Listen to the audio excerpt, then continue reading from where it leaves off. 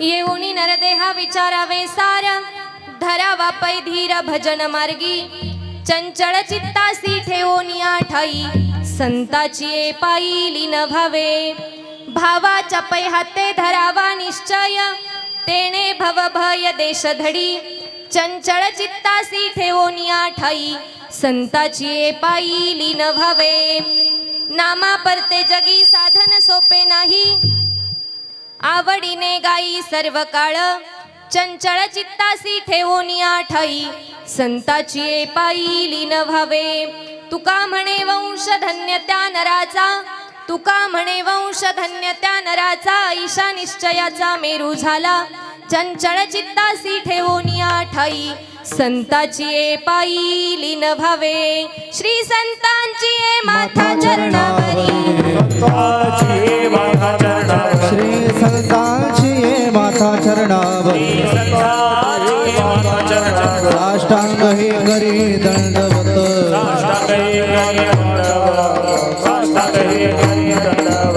विश्रांती पावलो सांभाळा उत्तरी, विश्रांती पावलो सांभाळा उत्तरी. वाढले प्रेम सुख,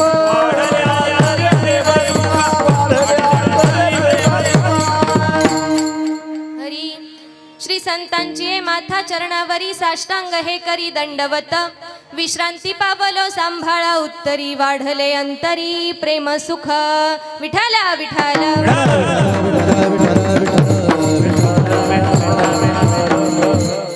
येऊनी नरदेहा विचारावे सार, धरावा पै धीर भजन मार्गी.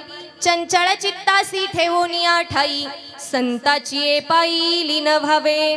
प्रस्तुत कीर्तन सेवेकरता गायलेला अभंग मानवी जीवनातील उत्कट अनुभवांना शब्दांमध्ये साकारणारे एक शब्दप्रभू प्रतिभावंत, धर्माला नीतीचं आणि निष्कपट भावनेचं अधिष्ठान देणारे एक आचारशील भक्त, सर्वस्वपणाला लावून सामाजिक आणि सांस्कृतिक अन्यायाच्या विरोधात दंड थोपटणारे एक आव्हानी योद्धा, बाहेरच्या रंगाने सुदृढ पण आतून किडलेल्या समाज व्यवस्थेच्या थेट अंतरंगाशी सुरुंग लावणारे एक विद्रोही कवी आणि इथल्या सामान्य माणसांच्या जगण्याचा पाया, चालण्याचं बळ आणि विचारांची कळ असलेल्या नामधारक श्री संत तुकाराम महाराज यांचा आयुष्याचं सार्थक करण्यासाठीची 3 महत्त्वाची साधनं देणारा, पण ती साधनं देण्याच्या पूर्वी या चंचल मनाला स्थिर करून संतांच्या पायावर लीन होण्याची पूर्व अट घालणारा अत्यंत महत्त्वाचा अभंग आहे. विठाला विठाला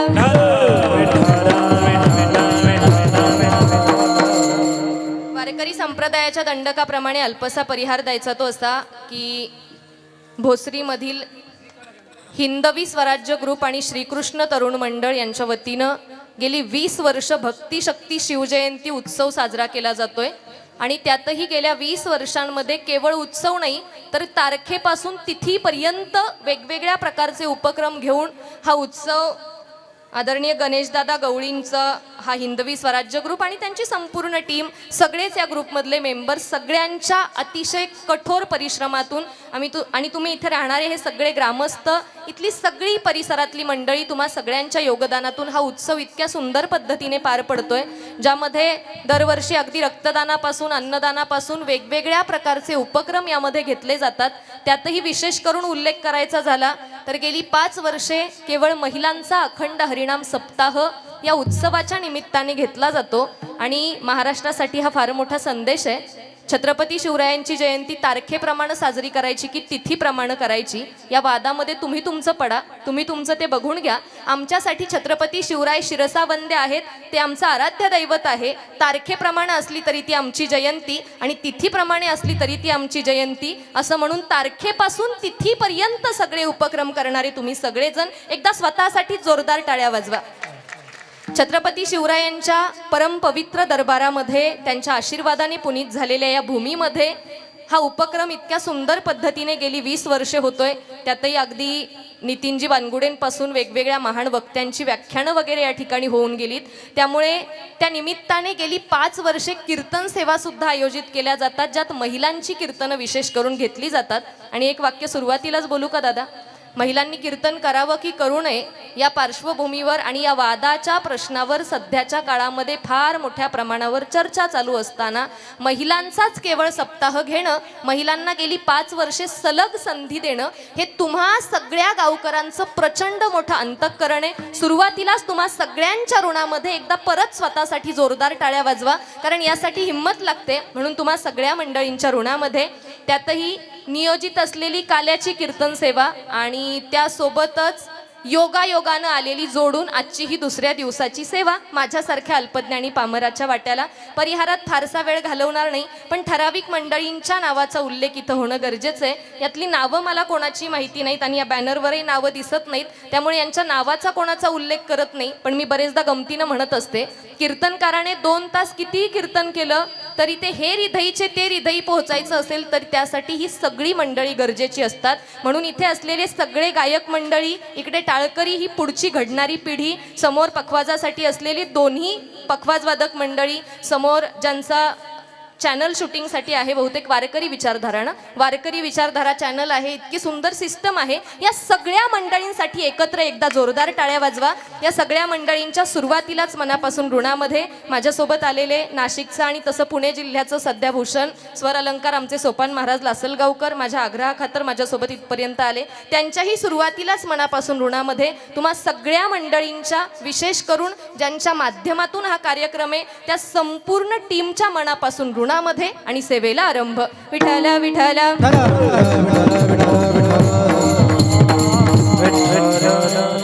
जगद्गुरु तुकोबारायांचा 5 चरणांचा अभंग सेवेकरता आहे आणि तुकोबारायांनी या अभंगाच्या माध्यमातून आयुष्याचं सार्थक होण्यासाठीची 3 साधनं दिलीत. बरं, आयुष्याचं सार्थक का करायचं याचं कारण असं आहे की आपल्याला आपला कीर्तिरूपी सुगंध शाश्वत ठेवता येईल, पण हा देह शाश्वत ठेवणं ना तुमच्या हातात आहे ना माझ्या हातात आहे. कधी जायचं, कुठे जायचं हे आपल्याला ठरवता येणार नाही, पण कसं जायचं हे मात्र आपल्यातला प्रत्येक माणूस ठरवू शकतो. त्यामुळे आयुष्याचं सार्थक करण्याची 3 माध्यमं आपल्याकडं अवेलेबल आहेत. जगद्गुरु तुकोबारायांनी ही 3 माध्यमं आपल्याला सांगितली. तुकोबाराय म्हणाले, मी सांगतो ती 3 साधनं वापरा, पण त्यापूर्वी काय करा, तर त्यापूर्वी मी 2 अटी घातल्यात, तेवढ्या अटी पूर्ण करा.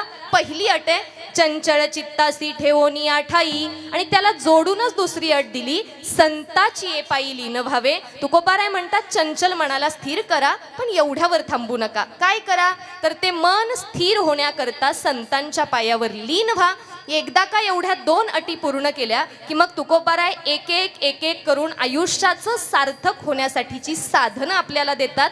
त्यातलं पहिलं साधन तुकोबारायांनी अभंगाच्या 3ऱ्या चरणात दिलं. भावाच्या पै हाते धरावा निश्चय, तेणे भव भय देशधडी. तुकोबाराय म्हणाले, आयुष्याचं सार्थक करायचंय ना, भक्तिभावाच्या मार्गावर निश्चय करा. पण आता माझा तुम्हाला प्रश्न असा आहे, भक्तिभावाच्या मार्गावर निश्चय करायचा असेल, मनामध्ये भक्तिभाव जागृत करायचा असेल, तर त्यासाठी आधी काय करावं लागेल? आधी तुकोबारायांनी सांगितलेल्या 2 अटी पूर्ण कराव्या लागतील, तेव्हा कुठे मनामध्ये भक्तिभाव जागृत होईल. म्हणून भावाच्या पै हाते धरावा निश्चय, पण कधी? त्याआधी चंचळ चित्तासी ठेवोनी ठाई, संताची ये पायी लीन व्हावे. पुढे चला, तुकोबाराय म्हणतात दुसरा मार्ग आयुष्याच्या उद्धाराचा. पहिला दिला भक्तिभाव मनात ठेवा. दुसरा मार्ग काय, तर तो भक्तिभाव व्यक्त करण्याकरता मुखामध्ये नाम घ्या. नामा परते जगी साधन सोपे नाही, आवडीने गाई सर्व काळ. नामासारखं सोपं साधन नाही, ते नाम घ्या. पण आता माझा तुम्हाला परत एकदा प्रश्न आहे, ते नाम जरी मुखामध्ये यायचं असेल, मला खरं सांगा बरं, तुकोबारायांच्या 2 अटी पूर्ण केल्याशिवाय ते नाम मुखात येईल का? म्हणून ते नाम मुखामध्ये येण्यासाठी सुद्धा पहिली पूर्वअट चंचळ चित्तासी ठेवोनी ठाई, संताची ये पायी लीन व्हावे. आणि मग शेवटी तुकोबाराय म्हणतात, तुम्ही मनात भक्तिभाव धारण केलात, तुम्ही नामही घेतलं, आता काय करा? आता मी सांगतो ते 3रं साधन वापरा. तुकोबाराय म्हणाले, नाम घ्या, पण कोणत्या मार्गे? तर ते 3रं साधन तुकोबारायांनी अभंगाच्या 1ल्या चरणात दिलं. येवोनी नरदेहा विचारावे सार, धरावा पै धीर भजन मार्गी. नाम घ्या, पण कोणत्या मार्गे? भजनाच्या मार्गे घ्या. त्याने काय होईल? आयुष्याचा उद्धार होईल. पण आता परत एकदा तुम्हाला प्रश्न आहे, भजनाच्या मार्गावर टिकून राहायचं असेल तर त्यासाठी सुद्धा काय करावं लागेल?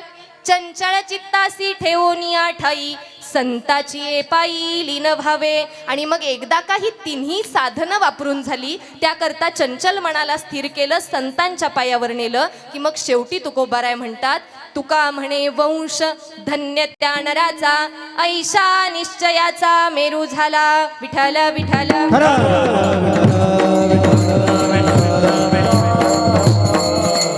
याचा अर्थ साधनांकडे नंतर जाऊयात. आधी 2 अटी पूर्ण कराव्या लागतील. पहिली अट आहे चंचल मनाला स्थिर करा, आणि दुसरी अट आहे संतांच्या पायावर लीन व्हा. पाठीमागे कंटाळा येणार नाही ना? म्हणजे मी कशा करता सुरुवातीलाच प्रश्न विचारला. सध्याच्या काळात, त्यातही अलीकडच्या 4-5 वर्षांमध्ये, आता तुम्ही गेली 5 वर्षे महिलांचा सप्ताह घेताय म्हटल्यावर ही गोष्ट तुम्हाला चांगली ज्ञात असणार आहे. गेल्या 5-7 वर्षांमध्ये किमान महिला कीर्तनकारांकडे बघण्याचा दृष्टिकोन इतका विचित्र झालाय. आता तुमच्या भाषेत सांगते, तुमच्या शब्दांमध्ये. समोर महिला कीर्तनाला आहे म्हटल्यावर एकतर संसाराच्या 4 गोष्टी सांगेल, नवरा बायकोचे सासू सुनांचे 4 किस्से सांगेल, शिवरायांची किंवा आणखी कोणती तरी 2-4 देवाची गाणी म्हणेल, आणि त्याच्यामध्ये कीर्तन संपेल. मला माफ करा, या अपेक्षेने जर तुम्ही इथे आलेले असाल तर संत साहित्याची युवा अभ्यासक म्हणून मी तुमची फार मोठी माफी मागते, पण तुमचा बराच मोठा अपेक्षाभंग आज होणार आहे. कारण इथे आल्यानंतर भक्ती ज्ञानाविरहित इतरा गोष्टी न कराव्या, प्रेम भरे वैराग्याच्या युक्ती विवराव्या, जेणे करुणी मूर्ती ठसावी अंतरी श्रीहरीची, ऐसी कीर्तन मर्यादा आहे संतांच्या घरची. इथे आल्यावर काय भक्ती ज्ञान नाही, वाजवायच्या असतील तर बिनधास्त वाजवत चला, अर्धवट नाही. टाळी वाजवायची म्हटलं ना, अशी कॉन्फिडंटली व्यवस्थित वाजवायची. कशासाठी? कारण टाळी वाजवण्याने आयुष्याचा उद्धार होतो. म्हणजे मी जर आता ठरवलं की कीर्तन सोडून मी इथे मांडी घालून बसेल, चालेल का तुम्हाला? मग तुम्ही जर समोर कीर्तन श्रवण करण्याकरता बसल्यावर टाळी वाजवायचं सोडून आळस घेऊन बसलात तर चालेल का भगवंताला? नाही ना चालणार. म्हणून इथे आल्यावर टाळीच. तसंही अजून भोसरी आणि परिसरात टाळीला GST लागला नसेल माझ्या मते. लागलाय का? नाही ना, GST लागला नाही. ठीक आहे. बरं, डॉक्टर असं म्हणतात की टाळीचा आणि हृदयाचा जरा जास्त जवळचा संबंध असतो. मी सांगत नाही, डॉक्टर सांगतात म्हणून वाजवत चला. आणि तिसरी गोष्ट, या पाठीमागे उभ्या असलेल्या कलाकारांना ते प्रचंड मोठं प्रोत्साहन असतं. कारण कीर्तनकाराने ठरवलं तर कदाचित वर्षभरात कीर्तन करता येतं. हल्लीच्या काळात महिनाभरातही करता येतं, हा विषय निराळा, पण कदाचित कीर्तन करता येईल. पण इथे पखवाजावर एक गोड थाप उमटण्याकरता आणि गायकांच्या गळ्यातून एक गोड सूर उमटण्याकरता या मंडळींची 12-12 वर्षाची साधना असते. बरं, ते उगाच बाहेर येत नाही. त्यामुळे आवडलं की मनापासून टाळ्या वाजवायच्या. जगद्गुरु तुकोबाराय म्हणतात, बाबांनो, आयुष्यामध्ये आयुष्याचा उद्धार करून घ्यायचा असेल, जीवनाचं सार्थक करून घ्यायचं असेल ना, माझ्यासोबत चला. काय करा? पहिलं साधन, चंचळ चित्तासी ठेवोनिया ठाई. आता तुम्ही जाणकार म्हणून जर मला प्रश्न केला, ताई कसं आहे, चंचल मनाला स्थिर करा असं म्हणताय, याचा अर्थ आमचं मन स्थिर नाही का? तुम्हाला खरं सांगू का, तुम्ही असू द्यात नाही तर मी असू द्यात, सांसारिक माणसाचं, जो माणूस षड्रिपून मध्ये अडकलाय त्या माणसाचं मन कधीच स्थिर असू शकत नाही. बरं, ते किती चंचल आहे?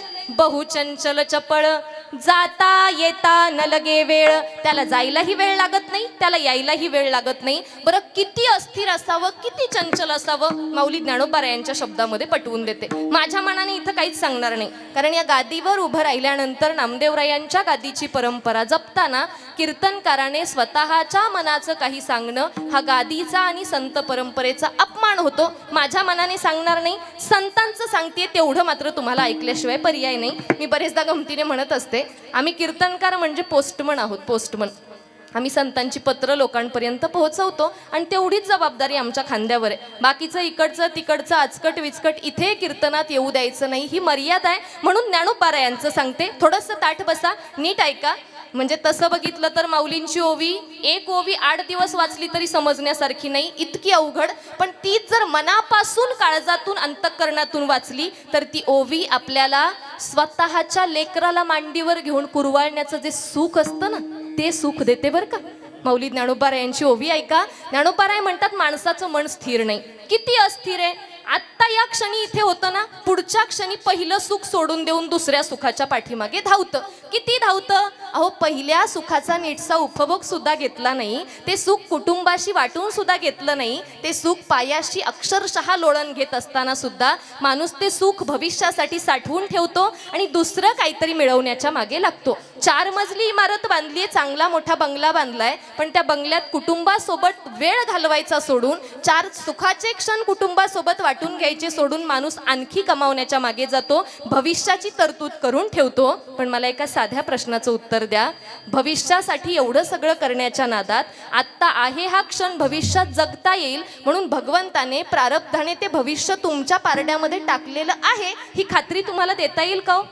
नाही देता येणार. ज्ञानोबाराय म्हणतात तरी सुद्धा माणूस हातचं सोडून भलत्याच्या पाठी पळतो, एक ना धड भाराभर चिंध्या करतो. माऊलींची ओवी ऐका, इतकं गोड उदाहरण दिले ज्ञानोबारायांनी त्याकरता. प्रचंड गोड पण कान उघडणी करणारी ओवी आहे. माऊली म्हणतात एकदा एका माणसाला थंडी वाजली. बरं, थंडी वाजली म्हणून त्याने अंगावरती पांघरुण घेतलं तरी सुद्धा त्याची थंडी जाईना. मग आता त्यावर पर्याय काय, तर थंडी जाण्याकरता त्याने शेकोटी करायचं ठरवलं. ऐकताय ना पाठीमागे, एका माणसाला थंडी वाजली, अंगावर पांघरुण घेतलं, थंडी जात नाही म्हणून शेकोटी करायची. पण त्या बिचाऱ्याने जर शेकोटी करण्याकरता अंगावरचं पांघरुण काढलं आणि ते पेटवलं तर हो, त्याला काही अर्थ आहे का?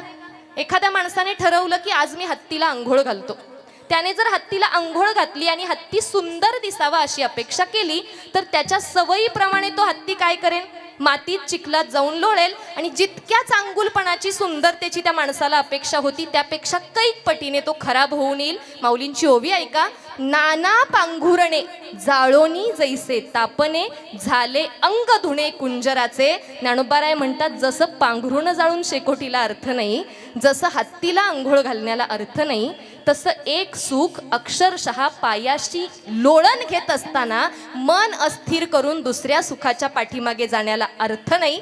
नाहीतर तेल गेलं, तूप गेलं, पुढचं तुम्हाला सगळ्यांना माहिती आहे. विठाला विठाला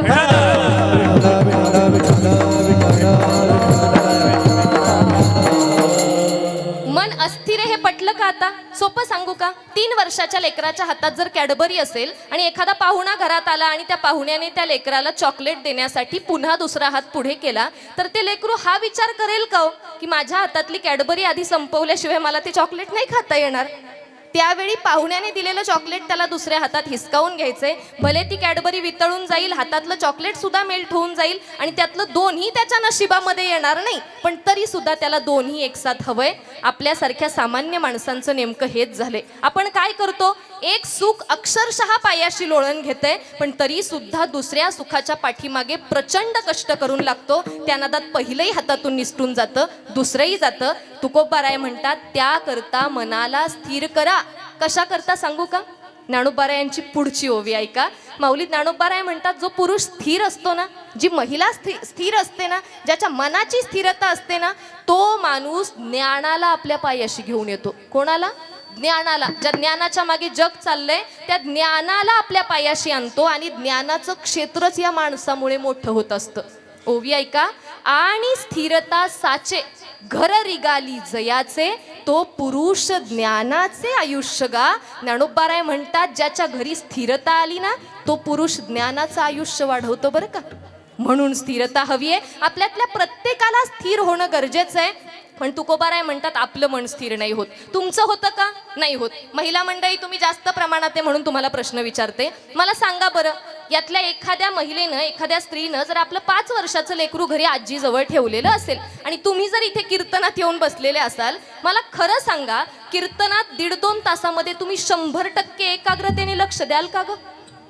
10 वेळा डोक्यात विचार येऊन जाईल, माझं बाळ घरी आहे, आजीला त्रास दिला असेल का, जेवलं असेल का, वेळेवर झोपलं असेल का.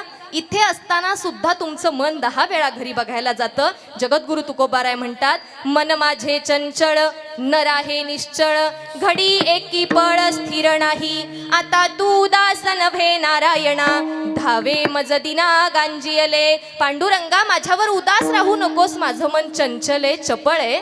पण तुकोबारायांनी पांडुरंगाला तरी विनवणी केली हो. तुकोबारायांच्या शिष्या संत बहिणाबाई सिऊरकर मात्र पांडुरंगाला विनवणी नाहीत करत. मग त्या काय करतात तर त्या स्वतःच्या मनाला पांडुरंग मानतात आणि मग त्या मनाचीच प्रार्थना करतात. ऐकताय का? त्या स्वतःच्याच मनाची प्रार्थना करताना म्हणतात, माझी अरे मना सखया सज्जना, ऐक तू प्रार्थना विनविते, सांडी हे मी पण अहंता लक्षण, निवांत आपण सुखी राहे. बाबा रे माझी अरे मना सखया सज्जना, ऐक ना, मी तुझी प्रार्थना करते, विनवणी करते, तू विचलित होऊ नकोस, स्थिर राहा. बरं तुम्ही म्हणाल ताई सुरुवातीलाच तुम्ही सांगितलं की संसारिक माणसाचं मन स्थिर नसतं, मग आमचं मन स्थिर नाही तर कशाला स्थिर करायचा प्रयत्न करताय? अस्थिर राहिलं तर नाही चालायचं का? तुम्हीच सांगताय की संसारिक माणसाचं मन विचलित असतं, मग विचलितच राहिलं तर नाही चालणार का? अस्थिर राहिलं तर नाही चालणार का? एका प्रमाणात उत्तर देऊ का? माझ्या मनाने नाही सांगत हा. चित्त शुद्ध तरी शत्रू मित्र होती, व्याघ्रही न खाती सर्पतया विठला विठला.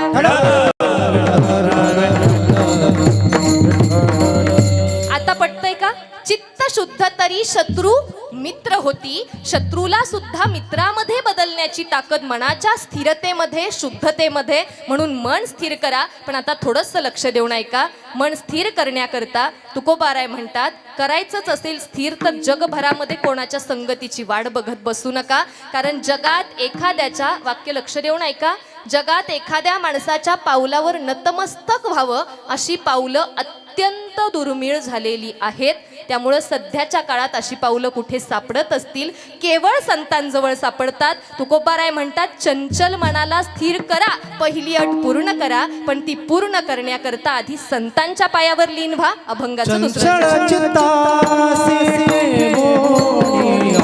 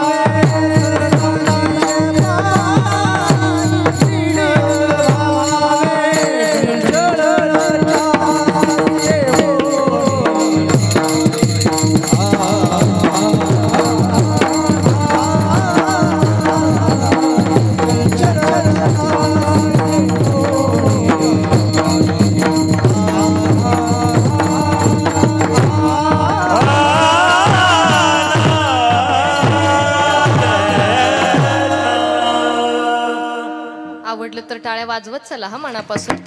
तुम्हाला नाहीच वाजवायच्या का? एक प्रमाण देऊ का? थोडंसं व्यवस्थित हा, असं अगदी प्राण व्यवस्थित एकवटून ऐका, जीवाचे कान करून ऐका, प्रमाण ऐका आधी आणि मग टाळ्या वाजवायच्या की नाही ठरवा. तुमचं तुम्ही ठरवायचं, मी नाही सांगणार वाजवायच्या की नाही. इथे आल्यावर टाळी वाजवणं क्रमप्राप्त आहे, मुखाने नाम घेणं क्रमप्राप्त आहे, आणि नसेल वाजवायची तर प्रमाण ऐका. कीर्तनाच्या वेळी रडे पडे लोळे प्रेमे वीन डोळे गळताती विठला विठला.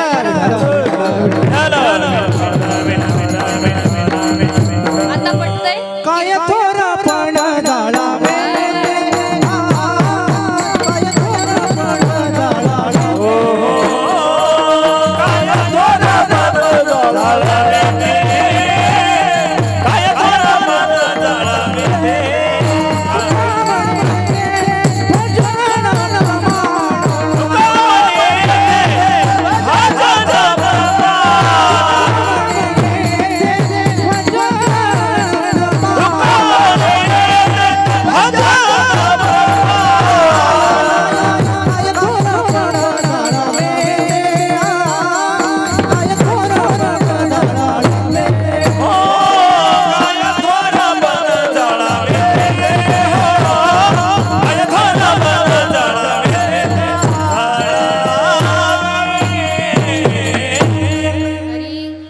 वाजवा की आता बिनधास्त. आपण असं करूया, आपणच आपल्यासाठी वाजवू इथून पुढे. तुका म्हणे येथे भजन प्रमाण काय थोरपण जाळावेते. तुम्ही कितीही मोठे असाल तुमच्या घरी इथे आल्यावर येथे भजन प्रमाण, केवळ भजन म्हणून भजन करायचं. तुकोबाराय म्हणाले ते भजन करण्याकरता आधी चंचल मनाला स्थिर करा. पहिली अट चंचल चित्तासी ठेवोनिया ठाई, आणि त्याला जोडून दुसरी अट घातली संताची ये पायी लीन व्हावे. आता तुम्हाला प्रश्न पडला असेल, म्हणजे डोळे उघडे ठेवून व्यवस्थित जागेपणी ऐकत असाल तर प्रश्न पडला असेल की ताई संतांच्याच पायावर का जायचं बरं? घरी आमचे आई वडील आहेत, आमचे मार्गदर्शक आहेत, आमचे हितचिंतक आहेत, आमचा मित्र परिवार आहे, त्यांच्या संगतीत गेलं तर नाही का चालायचं? संतच कशाला हवेत केवळ? थोडंसं ताठ बसा. ज्ञानोबा यांच्या भाषेत सांगते, माझ्या शब्दांमध्ये सांगणार नाही. माऊली ज्ञानोबा म्हणतात संतच का, भगवंत का नको? भगवंताकडे जायच्या आधी सुद्धा संतांचेच पाय का? कारण संत देवापेक्षाही श्रेष्ठ आहेत. बरं किती श्रेष्ठ आहेत? तर देव सोनं असेल ना दादा, तर संत परीस आहेत बरं का, परीस. देव जर सोनं असेल तर संत परिसाचं काम करतात. माझ्या मनाने सांगत नाही, माऊली ज्ञानोबा म्हणतात परिसाचं काम काय हो? लोखंड परिसाच्या संगतीत आलं की लोखंडाचं सोनं करणं. आता व्यवस्थित ओवी ऐका. माऊली ज्ञानोबा म्हणतात एक दिवस लोखंडाच्या घनाने ठरवलं की आज मी परिसाचे 2 तुकडे करणार, त्याच्यावर जोराचा घाव घालणार. उद्देश कसा होता? तोडण्याचा होता, फोडण्याचा होता, घाव घालण्याचा होता. पण तरी सुद्धा घाव घालण्याच्या उद्देशाने जरी लोखंडाचा घण परिसावर आदळला, ज्ञानोबाराय म्हणतात परिस स्पर्शाने त्याचं सोनं झालं. अगावरी फोडावयाची लागी लोहो मिळो का परिसाच्या अंगी, की जे मिळतीये प्रसंगी सोनेची होईल. ज्ञानोबाराय म्हणतात सोनं होतं पण कोणामुळे? परिसामुळे होतं. अहो देव सोनं असेलच की, पण त्याला दाखवणारेच संत आहेत, म्हणून आधी संत नंतर देव. विठाला विठाला. अजून थोडंसं स्पष्ट सांगते, तो परीस किती महत्वाचा आहे, तो परीस किती जास्त मोलाचा आहे. तर त्या परिसाच्या स्पर्शानं केवळ सोनं होत नाही, तर या संत रूपी परिसानं, या संत रूपी हिऱ्याच्या कोंदणानं आपल्यासारख्या माणसांचं उभं आयुष्य उजळून निघतं. संतांच्या संगतीत का? थोडंसं सोपं उलगडून सांगते. अहो संतांच्या संगतीत गेलेला चांगलाही माणूस उद्धरतो, वाईटही माणूस उद्धरतो. तुकोबारा यांचं प्रमाण ऐका. देशोदेशी धाक जयांच्या उत्तरे, तयांचे कुत्रे तरी भले. त्यांच्या दारातले श्वानही उद्धरतात, आपल्यासारखी माणसं का नाही उद्धरणार हो? 100% उद्धार होणार. आणि आणखी सोपं करून सांगू का? केवळ संतच का? कारण संतांच्या संगतीत गेल्यानंतर संत मंडळी आपल्याला उद्धाराकडे कसे घेऊन जातात, तर या संत मंडळींच्या माध्यमातून आपल्याला आपल्या आयुष्याचा मार्ग गवसतो. अहो बाकीचं सगळं सोडून द्या, वाईटाची संगत केल्यावर वाईट होतं एवढं तरी मान्य आहे का? संतांच्या संगतीत जायचं की नाही ते नंतर बघू, पण वाईटाच्या संगतीत जायचं नाही एवढं तर मान्य करूया का सगळेजण? छत्रपती शिवरायांना लहानपणापासून मावळ्यांची संगत नसती, जिजाऊंचे संस्कार नसते, आणि त्यातही या सगळ्या परिस्थितीमध्ये स्वराज्य स्थापना करण्यासाठी सगळ्या मराठ्यांनी, सगळ्या 18 पगड जातीच्या लोकांनी जर छत्रपती शिवरायांना चांगल्या संस्कारांचं, चांगल्या संगतीचं शिंपण दिलं नसतं, खरंच स्वराज्य उभं राहिलं असतं का? आधी संगत महत्वाची आहे. सोपं करून सांगू का? एकाच आईच्या पोटी जन्माला आलेली 2 लेकरं, पण त्या दोन्हींना एकाला जर वारकऱ्याची संगत लागली आणि दुसऱ्याला जर व्यसनी माणसाची संगत लागली, तर आई संस्कार करताना हृदयाचे 2 कप्पे नाही करत, एकाला उजव्या कप्प्यातले आणि एकाला डाव्या कप्प्यातले संस्कार. पण वारकऱ्याची संगत लागलेला माणूस कधीतरी आळंदी पंढरीला जाईल आणि व्यसनी माणसाच्या घरादाराचं मातेरं आपल्याला झालेलं दिसून येईल. अहो बाकीचं कशाला? सगळं सोडा, सगळं सोडा. सर्वसामान्य माणसाने आयुष्यात कधी बघितला नसेल इतका मौल्यवान हिरा ढेकणाच्या संगतीत ढेकणाच्या संगे हिरा ढेकणाच्या संगे हिरा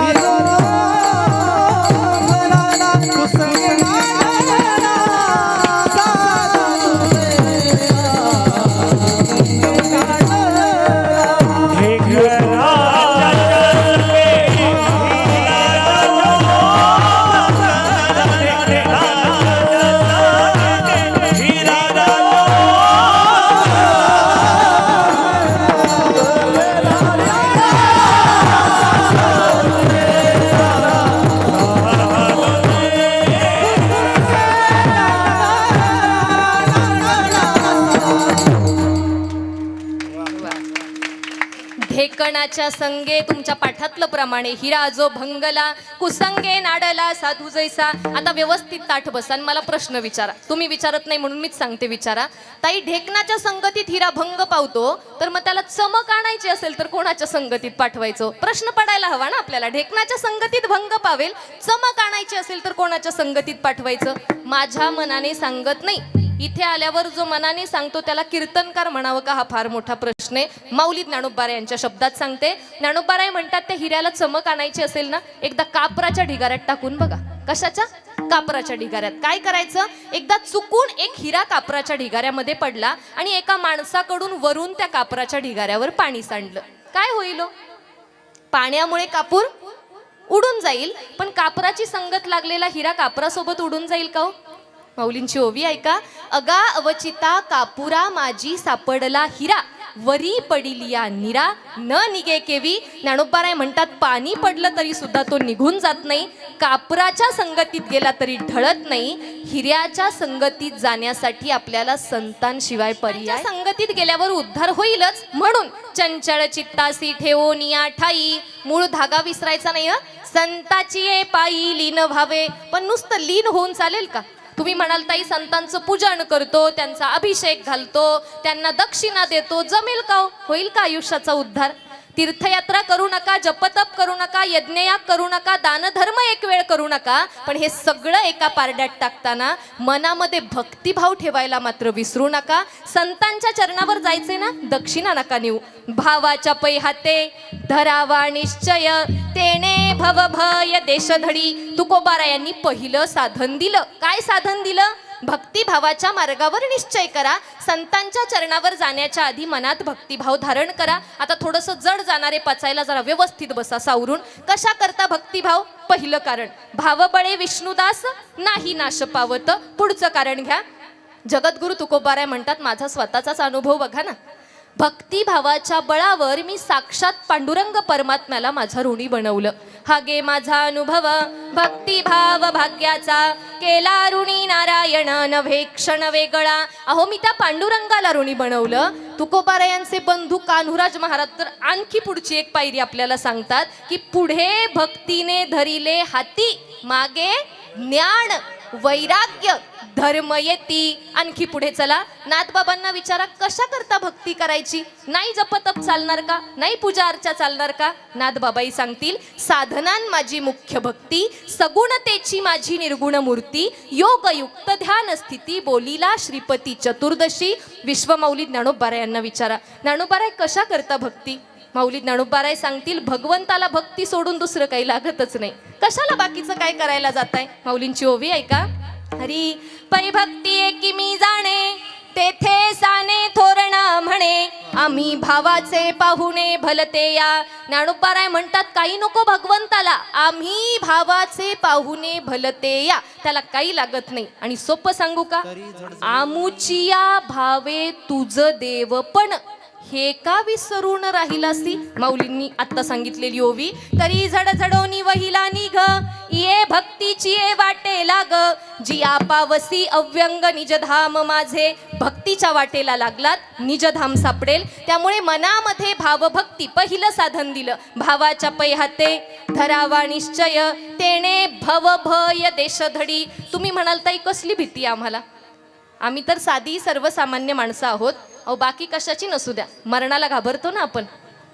जिथे महाराष्ट्रामध्ये 5-6 पंचवार्षिक उपमुख्यमंत्री पद असलेले आणि महाराष्ट्रात इतकं मोठं नाव असलेले नेते, समर्थक विरोधक सगळ्यांना ज्यांच्या जाण्यानं इतकी हळहळ वाटली. मी कोणत्याही पक्षाची नाही, माझा पक्ष एकच, वारकरी.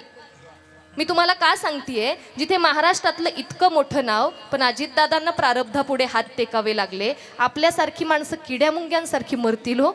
तुमच्या लक्षात येतंय का मला काय सांगायचंय? तेने भवभय देशधडी. संसाराचं भवभय मनात आहे आणि ते संसाराचं भवभय देशधडीला लावायचं असेल ना, तुकोबाराय म्हणतात, भावा चपय हाते धरावा निश्चय. पण आता हा भक्तिभाव मनात धारण करायचा असेल ना आणि संसाराचं भवभय देशधडीला लावायचं असेल ना, तर त्याकरता आधी विकार पळवून लावावे लागतील. तुमच्यात आहेत का विकार? आपल्यातल्या प्रत्येकामध्ये काम, क्रोध, लोभ, मत्सर सारे विकार आपल्यावरती आक्रमण करतात आणि एकदा त्यांनी आक्रमण केलं की त्यातून पुन्हा सुटका नाही. तुम्हाला पटत नाहीये का? थोडं ताठ बसा. पाठीमागे महिला मंडळी, कंटाळा आला असेल म्हणून दृष्टांत सांगते, तोही मनाचा उगाचच सांगणार नाही. माऊली ज्ञानोबा यांची ओवी सांगायची आहे, पण सारख्या ओव्या म्हटलं की कंटाळा येईल तुम्हाला, म्हणून मध्ये दृष्टांत त्याला जोडून देतीये. तोही कशा करता, तर विकारांपर्यंत जाण्यापासून आपण स्वतःला अडवू शकतो, पण तिथे गेल्यानंतर पुन्हा परतण्याचा मार्ग आपल्या जवळ नाही. दृष्टांत ऐका. पाठीमागे तुम्हाला प्रश्न विचारणार आहे मी. काय झालं? एका गावातल्या 2 कोळीनी शेजारच्या गावामध्ये मासे विक्री करता गेल्या. कोण गेल्या? कोळीनी गेल्या. कुठे गेल्या? मासे विक्री करता गेल्या. तिथे गेल्यावर दिवसभर मासे विकले. आत्ताचा काळ नाही, गावाकडे, शहरात नाही, 50 वर्षापूर्वी पहिली सकाळची एक एसटी आणि संध्याकाळची मुक्कामी एक एसटी, एवढाच मार्ग घरी जाण्याचा. दिवसभर मासे विक्रीच्या नादामध्ये सायंकाळी लक्षात आलं नाही की शेवटची जी मुक्कामी गाडी आपल्या गावाला जाणारी होती ना, ती गाडी चुकली. आता घरी जायला काही मार्ग आहे का? सुनसान रस्ता, कोणाच्या गाडीला हात करून जावं तर तेव्हा गाड्या नाहीत. बरं, पायी जावं तर जंगली जनावरांची भीती. मग मार्ग कुठला आहे? त्या गावामध्ये रात्रीचा मुक्काम करणं आणि सकाळी उठून आपल्या गावाला निघून जाणं. मग दोघींनी विचार केला की आता या गावात नेमकं कोणाकडे राहता येईल, आणि त्यांच्या लक्षात आलं की आपण 1ली-2री पर्यंतचं जे काही थोडंफार शिक्षण घेतलं, त्या शिक्षणाच्या काळात आपली याच गावामधली एक लंगोटी यार होती, बालमैत्रीण होती. बालमैत्रीण, तिला याच गावामध्ये दिलेलं आहे. त्या बालमैत्रिणीच्या घरी आजचा दिवस मुक्काम करू, उद्या सकाळी उठून आपल्या गावाला पहिल्या एसटीनं निघून जाऊ. दोघींनी त्यांचा मुक्काम त्या मैत्रिणीच्या दिशेनं वळवला. ती मैत्रीण माळी समाजाची. त्या माळीनीनं त्यांचं फार गोड स्वागत केलं. इतकं गोड, आता तुम्ही सांगा बरं बायांनो, लहानपणीची आयुष्यात कधी भेटली नाही अशी दुसरीत भेटलेली मैत्रीण जर तुम्हाला एवढ्या वर्षांनी भेटली तर किती आनंद होईल बरं. तिने पळत जाऊन, धावत पळत मळ्यातलं ताज्या पालेभाज्या घेऊन आली. दुधा तुपातलं ताजं जेवण त्यांना वाढलं. पण आता माझा तुम्हाला प्रश्न असा आहे, मला खरं सांगा बरं, ज्या बायांनी जन्मापासून मासेच खाल्लेत, मांसाहारच केलाय, त्यांना पालेभाज्यांचं जेवण रुचकर लागलं असेल नाही का? नाही ना लागलं, अत्यंत बेचव लागलं. पण मैत्रिणीच्या आग्रहाखातर कसे बसे 2 घास पोटात ढकलले. दुर्दैवानं दादा त्यांचं दुर्दैव इतकं जोरावर होतं त्या दिवशी, एक तर एसटी चुकली, त्यात जे जेवण होतं ते बेचव लागलं, आणि 3रं दुर्दैव म्हणजे त्या माळीनीने त्यांना झोपायला जो बिछाणा घातला होता, अंथरूण घातलं होतं, त्या अंथरुणाच्या बाजूलाच दुसऱ्या दिवशी गावाच्या बाजारपेठेत विकायला आणलेल्या फुलांचा भला मोठा ढिगारा मांडून ठेवलेला होता. तुम्हाला लक्षात येते हळूहळू मला काय विचारायचंय? मला खरं सांगा, रात्रीच्या तिथे झोपल्यानंतर आयुष्यभर माशाचा वास घेतलेल्या त्या दोन्ही बायकांना फुलांचा सुगंध देखणा आला असेल नाही का? अहो नाही ना आला. रात्रीच्या 2 वाजेपर्यंत झोप लागली नाही, तळमळत अंथरुणावर पडल्या. शेवटी वैतागून उठल्या आणि रात्रीच्या 2 वाजता मासे विकून रिकाम्या झालेल्या टोपल्या तोंडावरती पांघरून घेतल्या. पुढच्या क्षणाला गटकन झोप लागली. आता मला काय सांगायचे लक्षात घ्या. माऊली ज्ञानोबा यांची ओवी ऐका, त्यापूर्वी ओवीचा अर्थ ऐका म्हणजे ओवी पचेल. त्या माळीनींना आणि त्या कोळीनींना फुलाचा सुगंध आणि माशांचा सुगंध याच्यामध्ये फरक माहितीये. त्या कोळीनींनी आयुष्यभर माशाचा सुगंध घेतलाय म्हणून तो खराब आहे तरी सुद्धा देखणा वाटतो. एवढा एक धागा पकडा आणि पुढे चला. ज्ञानोबा म्हणतात, एखाद्या माणसाच्या शरीरावर जखम झाली, शरीरावर जखम झाल्यानंतर त्या जखमेत कधी कधी किडे होतात.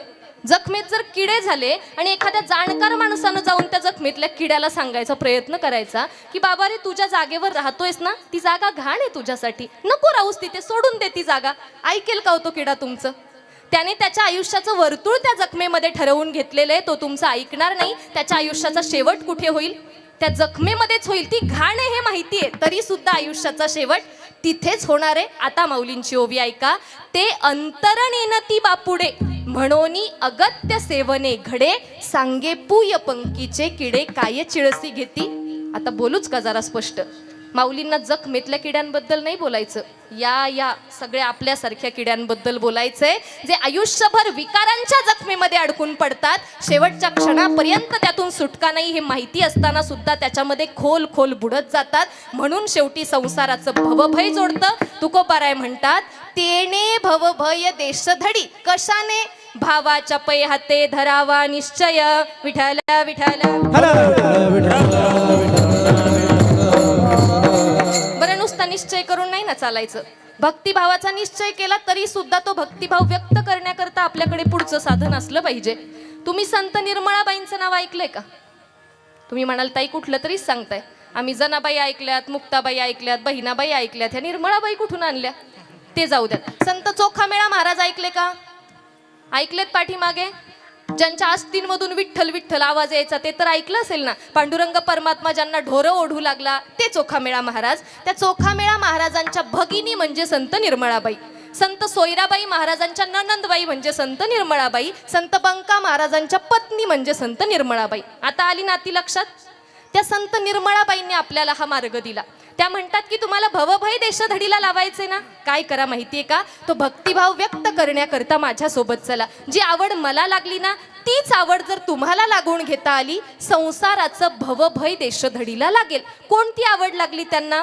ऐका त्या काय म्हणतात. हरी माझा नामाची आवडी, माझा नामाची आवडी, हे माझं नामाची आवडी माझा नावाची आवडी संसार गेला देशोधडी, संसार गेला देशोधडी, सापडले वर्मा सोपे, सापडले वर्मा सोपे.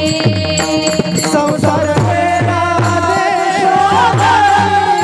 संसार केला देशो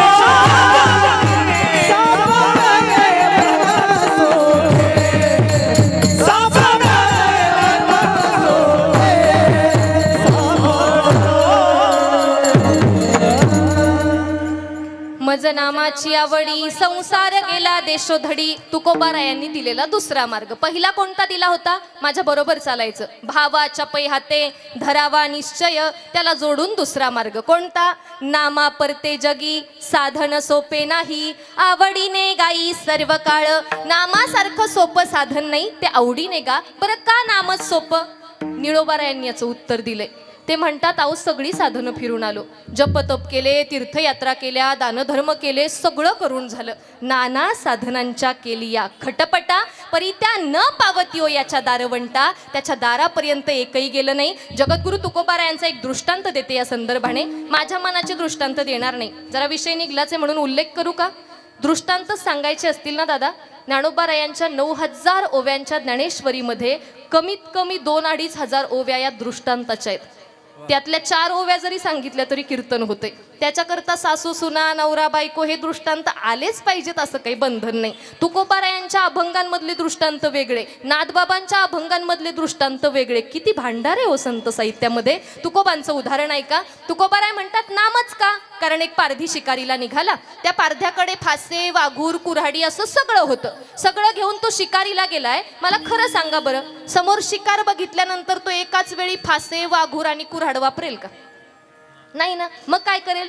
समोरची शिकार किती उंचीची आहे, किती अंतरावरची आहे आणि किती जास्त हिंसक आहे यानुसार कोणतं शस्त्र कधी वापरायचं हे तो ठरवेल.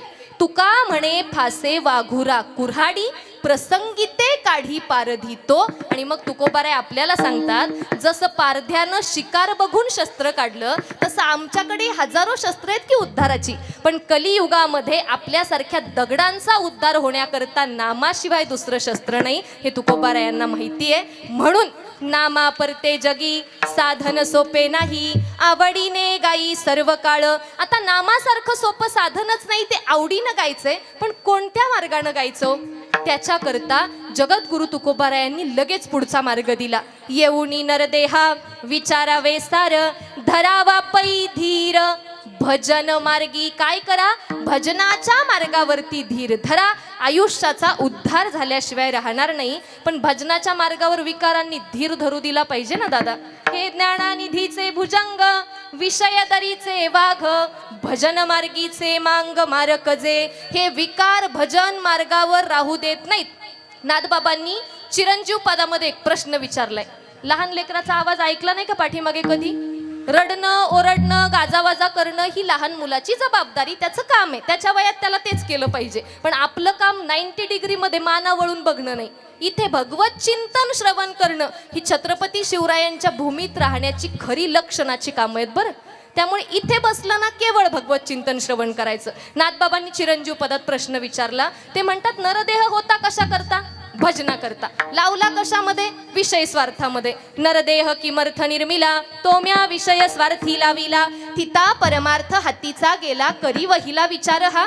सारा देह निघून गेला, आयुष्य निघून गेलं, भजन करता आलं नाही. अहो बाकीचं सोडा. देवे दिला देह भजना गोमटा तो या झाला फाटा बाधिकेचा. अहो भजन करा ना. नाथबाबा म्हणतात 3 गोष्टी सांगतो तेवढ्या करा. माझ्यासोबत चला. पहिली गोष्ट अद्वय स्मरणम, दुसरी गोष्ट अखंड भजनम, तिसरी गोष्ट वाजवी करटाळी. त्याने काय होईल? नाथबाबा म्हणतात एका जनार्दनी मुक्त होय तत्काळी. त्यामुळे मुक्तीला जायचंय ना, भजनाशिवाय पर्याय नाही. पहिलं साधन भावाच्या पै हाते धरावा निश्चय, दुसरं साधन नामा परते जगी साधन सोपे नाही, तिसरं साधन धरावा पै धीर भजन मार्गी. आणि ही सगळी साधनं पूर्ण झाली की मग पंचदशीत उल्लेख केल्याप्रमाणे धन्योहम कर्तव्यम मेन विद्यते किंचित, धन्योहम प्राप्तव्यम सर्वमाद्य संपन्नम. या श्लोकाप्रमाणे जन्माला आल्यानंतर करणीय जेवढ्या गोष्टी होत्या त्या साऱ्या करून झाल्या आणि माणसाचा जन्म धन्य झाला. तुकोबाराय म्हणतात नुसता जन्म नाही, संपूर्ण कुळाचा आणि वंशाचा उद्धार झाला. अभंगाचं शेवटचं चरण. तुका म्हणे वंश धन्य ज्ञानरा, वा वा. तुका म्हणे वंश धन्य ज्ञानरा, तुका म्हणे वंश धन्य ज्ञानरा, तुका म्हणे वंश धन्य ज्ञानराचा. तुका म्हणे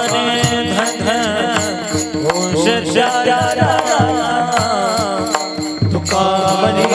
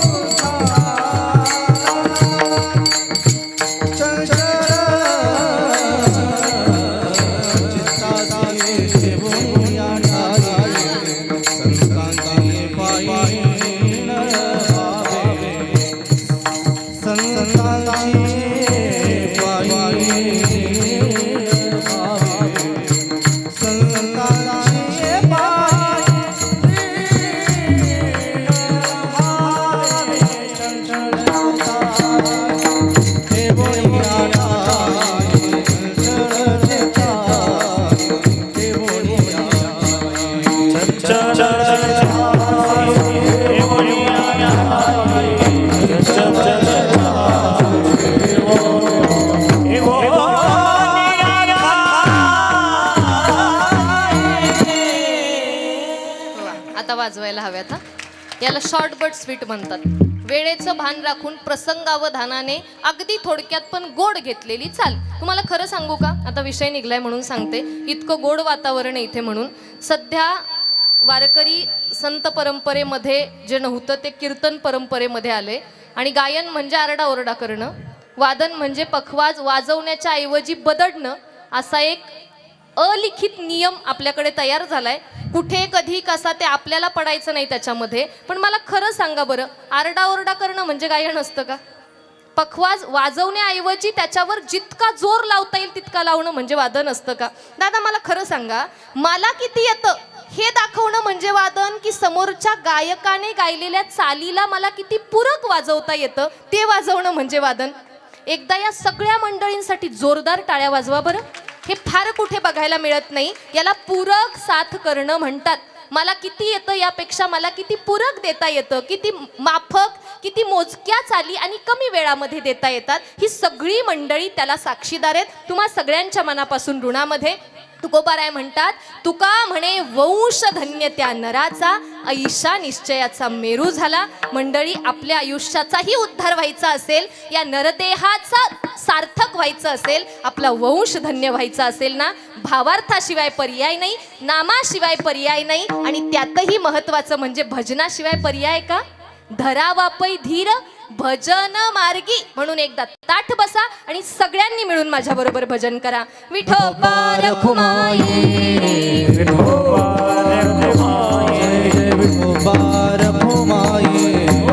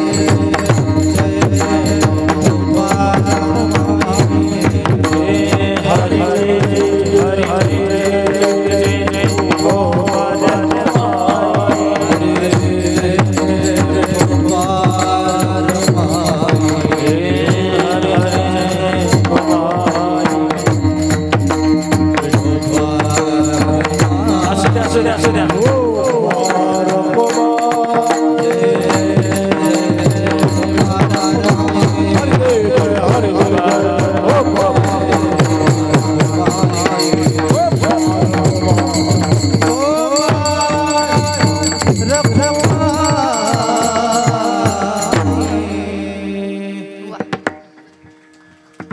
मला बरोबर 9:15 कीर्तन संपवायला सांगितलं होतं. 10 मिनिटं त्यांच्याकडून मागवून घेतलीत कारण उशिरा सुरू झाले. ती पण कशा करतात ते आधी सांगते आणि मग पुढची 10 मिनिटं सांगते. मी पेशाने कीर्तनकार आहे, पण त्यासोबत मी एक प्राध्यापिका आहे. संत साहित्याचे अभ्यासक म्हणून जशी संत साहित्य तुमच्यापर्यंत पोहोचवणं ही जबाबदारी आहे, तशी प्राध्यापिका आणि स्वतंत्र भारताची जबाबदार नागरिक म्हणून काही महत्त्वाच्या प्रबोधनाच्या गोष्टी तुमच्यापर्यंत पोहोचवणं ही जबाबदारी आहे. त्यातही शिवजयंतीचं निमित्त आहे आणि छत्रपती शिवराय कीर्तनात येऊ न देता सुद्धा तुमच्यापर्यंत पोहोचवायचे होते. कारण म्हणजे तुम्हाला पटतंय का बघा, आई वडील, छत्रपती शिवराय, शेतकरी, शंभूराजे, शहीद जवान हे सारे विषय कीर्तनात यावेत. पण किती?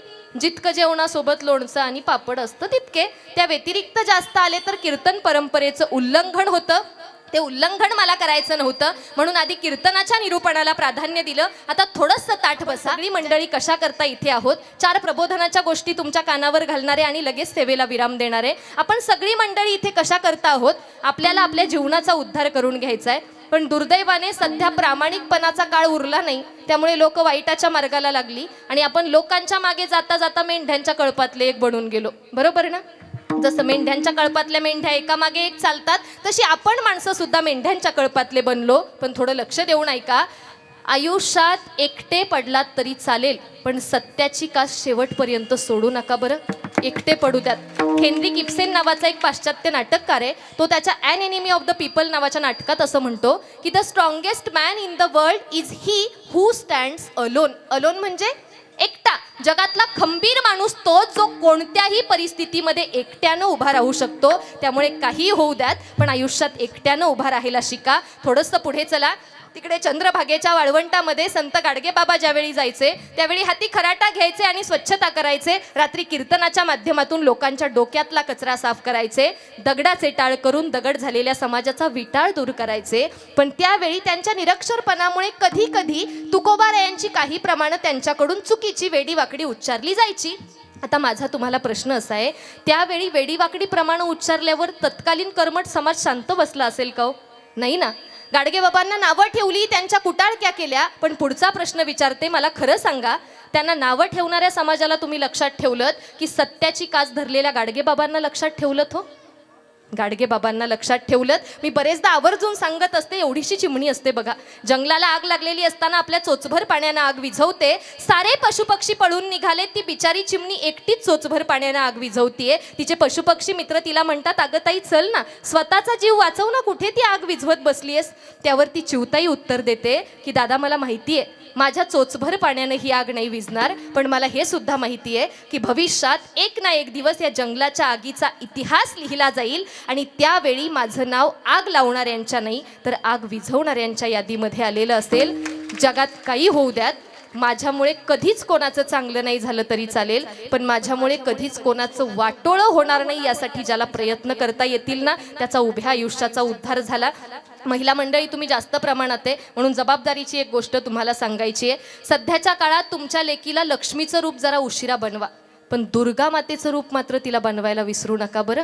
कारण काळ असा आहे की बाई घराच्या बाहेर पडली ना, तिला 100% आरक्षण एक वेळ मिळेल, पण तिला संरक्षण मात्र मिळणार नाही. आपल्या लेकीला कमरेला पदर खोचून स्वतः लढायला शिकवा. कारण डॉक्टर बाबासाहेब आंबेडकरांनी त्यांच्या पिलर्स ऑफ डेमोक्रेसी नावाच्या ग्रंथात असं म्हटलंय की no man can be grateful at the cost of his honour, no nation can be grateful at the cost of its liberty and no woman can be grateful at the cost of her chastity. जगातला कुठलाच माणूस किंवा पुरुष आत्मसन्मानाचा प्रश्न आल्यावर शांत बसू शकत नाही. जगातला कोणताच देश स्वातंत्र्याचा प्रश्न आल्यावर शांत बसू शकत नाही.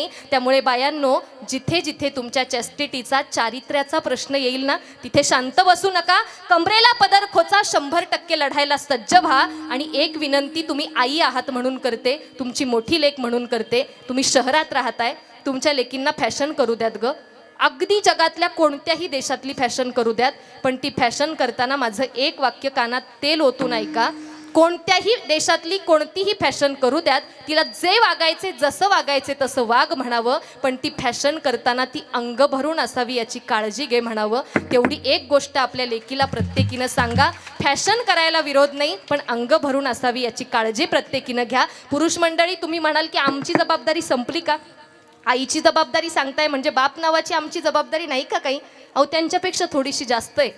7 वाजल्यानंतर सायंकाळी तुमची लेक जर 5 मिनिट उशिरा घरी आली ना, तुमचा जीव खालीवर होतो. त्या 5 मिनिटात 10 फोन झालेले असतात तुमचे. बाई कधी घरी येशील ग? काळ बऱ्याचा नाही, तुझ्या चारित्र्याचा, अस्तित्वाचा, सुरक्षेचा प्रश्न आहे, लवकर घरी ये. तुम्हाला सांगू का, बाप म्हणून तुम्ही बरोबर आहात. 100% साक्षात तुमच्या लेकीला घरात बोलवा, कारण तिच्या चारित्र्याचा, तिच्या अस्तित्वाचा, तिच्या सुरक्षेचा प्रश्न असेल. पण त्याच वेळी सायंकाळी 7 नंतर आपला तरणा ताठा 25 वर्षाचा पोरगा घराबाहेर नेमकं काय दिवे लावतो हे बघायला एकदा बाप म्हणून शिका. मला वाटतं अत्याचाराला सुरुंग लावण्याची सुरुवात आपल्या घरापासून झालेली असेल. शेवटचे 2 महत्त्वाचे मुद्दे 1 मिनिटात सांगते आणि सेवेला विराम देते. जाती धर्मामध्ये वाटले जाऊ नका बरं. तुमच्या शरीरात वाहणाऱ्या रक्ताचा रंग कोणता आणि माझ्या शरीरातल्या रक्ताचा? लालच आहे ना. हॉस्पिटलच्या बेडवर ॲडमिट झाल्यावर मला अमुक अमुक जातीचं रक्त हवंय असं म्हणायची हिंमत आहे का कोणात? त्यावेळी माझ्या रक्तगटाचं रक्त हवंय असं म्हणतो ना आपण. 18 पगड जातींना एक केलेल्या राजाचं उदाहरण आपल्या समोर आहे. त्या राजांचा आदर्श घ्या. शिवराय आपले, भीमराय आपले, सगळे जाती धर्मी आपले, आपण सारे भाऊ भाऊ. चला मंडळी, सगळे मिळून जाती धर्माला पूर्ण विराम देऊ आणि होता आलंच तर वारकरी होऊ. बाकी काही होऊ नका, पण वारकरी पण मात्र प्रत्येकाने निभावा. तेवढी एक विनंती करते. शेवटचा मुद्दा 30 सेकंदात सांगून सेवेला विराम देते. काय आहे, 1 जानेवारी 2025ला मी असा संकल्प केला की ज्या ज्या गावात मी कीर्तना करता जाईल त्या गावामध्ये 1 कीर्तन 1 झाड हा उपक्रम राबवेन. 1 जानेवारी 2026ला त्याला 1 वर्ष पूर्ण झालं. तुम्ही म्हणाल ताई एका झाडाने काय फरक पडला? मी झाड देते, काय फरक पडला ते सांगते. मी झाड देते, त्या गावात त्या शहरात ते झाड दिल्यानंतर लोकांना सांगते हे झाड घ्या, हे लावा, हे जगवा, आणि जर जगलं तरच मला पुढच्या वर्षी कार्यक्रमासाठी फोन करा, नाहीतर अजिबात नाही केला तरी चालेल. लोक ते झाड घेतात, लावतात, मला फोटो पाठवतात वाढलेला आणि मग म्हणतात ताई पुढच्या वर्षी यावं लागते बरं का. मी कशा करता सांगतेय. ज्ञानोबारायांनी 750 वर्षांपूर्वी सांगितलं, नगरेची रचावी, जलाशय निर्मावी, महावणे लावावी नानाविध. तुकोबाराय म्हणाले होते, वृक्षवल्ली आम्हा सोयरी वनचरे, पक्षी ही सुस्वरे आळविती. किंवा ज्ञानोबाराय हे सुद्धा म्हणाले, ज्याने खांडण्याकरता घाव घातला त्यालाही झाडाने सावलीच दिली, आणि ज्याने बी रुजवून लावणी केली त्याला सुद्धा सावलीच दिली. जो खंडावया घाओ घाली, का लावणी जयाने केली, दोघा एकची सावली वृक्ष दे जैसा. आम्ही कीर्तनकार लोक जगाला प्रबोधनाच्या गोष्टी सांगतो. आई वडील सांभाळा, पर्यावरण वाचवा, पण आम्ही पर्यावरणासाठी काय करतो हा प्रश्न स्वतःला विचारल्यानंतर आरशात जर आमची नजर आमच्या नजरेला भिडू शकणार नसेल तर माणूस आणि कीर्तनकार म्हणून आमची ती सर्वात मोठी हार आहे. म्हणून चोचभर पाण्यानं आग विझवणाऱ्या चिमणीसारखं माझ्या एवढ्याशा रोपट्यानं पर्यावरण संवर्धनाचा फार मोठा प्रयत्न आहे. येताना एक रोपटं घेऊन आली आहे, ते घ्या, ते लावा, तुम्ही जगवालच याची खात्री आहे. शहरात राहताय त्यामुळे ऑक्सिजनची किंमत सगळ्यात जास्त तुम्हाला आहे. 100% ते झाड जगवा. तेवढी एक विनंती तुम्हा सगळ्यांना करते. खरं तर योगायोगाने आज ताईंचं अनावधानाने सुप्रियाताईंचं येणं कॅन्सल झालं. काहीतरी अडचण आलेली असेल त्यामुळे मला इथंपर्यंत यावं लागलं. तब्येत बरी नव्हती, महाराजांना माहिती आहे. काल पनवेलला कीर्तनाला गेलो, चिखले नावाच्या गावी. मला फूड पॉयझनिंग झालं होतं. घरामध्ये लग्न असल्यामुळं ते सगळं बाहेरचं वातावरण, खाणं पिणं, आणि त्या नादात काल गेल्यावर कीर्तनातच उभं राहणं शक्य नव्हतं म्हणून हॉस्पिटल करून कालचं कीर्तन केलं. आज अगदीच येणं शक्य नव्हतं, पण ताई नव्हत्या. त्यानंतर आमच्या प्रमोद सरांचा फोन आला की ताई आज इथे जावं लागतंय. काल्याच्या कीर्तनाला नंतर जा, पण आजच्या दिवस तुम्हाला तिथे जावं लागणार आहे. म्हणून तुम्हा सगळ्यांच्या प्रेमाखातर इथंपर्यंत आले. तुम्हा सगळ्यांचं प्रेम होतं म्हणून कीर्तन करू शकले. म्हणून तुम्हा सगळ्यांच्या मनापासून ऋणामध्ये राहते. आणि सध्याचा काळ वाईट आहे, त्यातही अपघातांचं प्रमाण प्रचंड आहे, आरोग्याच्या समस्या प्रचंड आहेत. स्वतःच्या आरोग्याची प्रत्येकानं व्यवस्थित काळजी घ्या. तुम्हा सगळ्यांना विनंती करते, झालेली सेवा पांडुरंग परमात्म्याच्या छत्रपती शिवरायांच्या चरणाशी समर्पित. शेवटच्या 30 सेकंदासाठी पखवाजवादक, टाळकरी मंडळी अगदी 30 सेकंद शांत. ज्यांना हात आहेत त्या सगळ्यांचे हात वरती. महाराज एकदा गोड भजन म्हणतील, त्यांच्या मागे भजन म्हणा, त्यानंतर सेवेला विराम.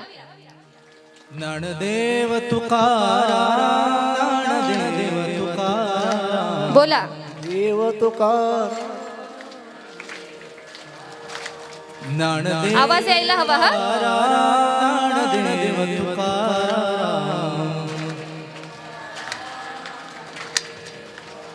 ज्ञानदेव तुकाराम ज्ञानदेव तुकाराम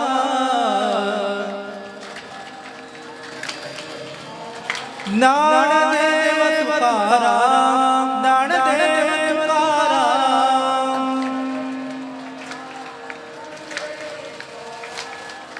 ज्ञानवाराया माझ्या तुकोबाराया वा वा.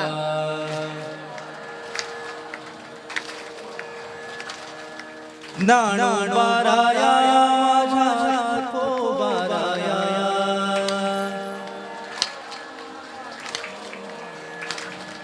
ज्ञानवाराया माझ्या तुकोबाराया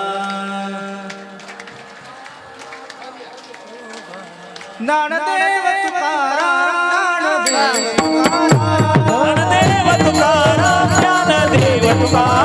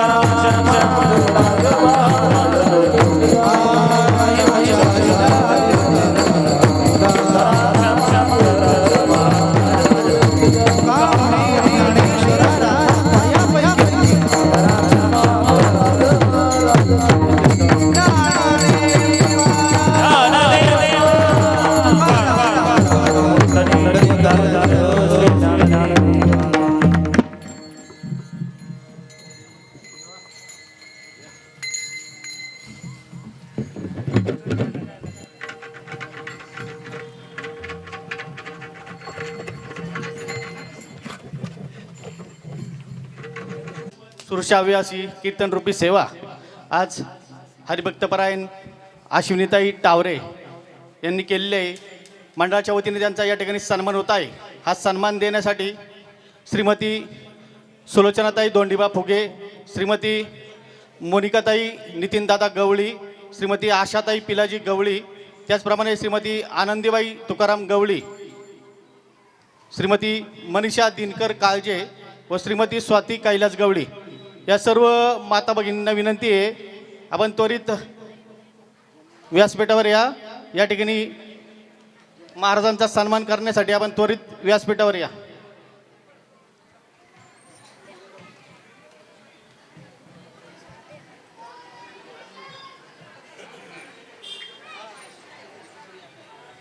चला लवकर या.